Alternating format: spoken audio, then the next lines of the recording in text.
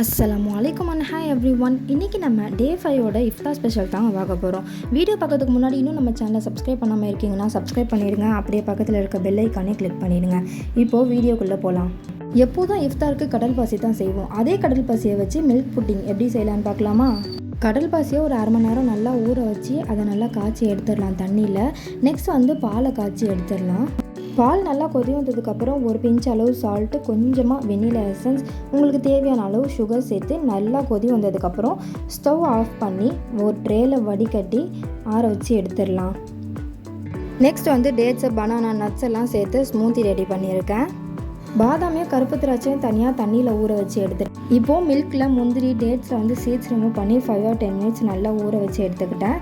Next 2 banana cut பண்ணி எடுத்துக்கிட்டேன்.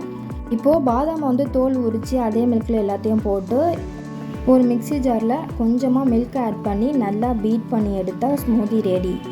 இதில் நீங்கள் ஹனி, நாட்டு சக்கரை, பூஸ்ட்டு எது வேணாலும் ஆட் பண்ணி சர்வ் பண்ணிங்கன்னா சூப்பராக இருக்கும். ஸோ அவ்வளோதான் இன்றைக்கி எங்கள் வீட்டை இஃப்தார் ஸ்பெஷல். உங்களுக்கு இந்த வீடியோ பிடிச்சிருந்தால் லைக் பண்ணுங்கள், உங்கள் ஃப்ரெண்ட்ஸ்க்கெலாம் ஷேர் பண்ணுங்கள், ஆர்கே ஃபைப்ஸை சப்ஸ்கிரைப் பண்ணுங்கள். அஸ்ஸலாமு அலைக்கும், பாய்.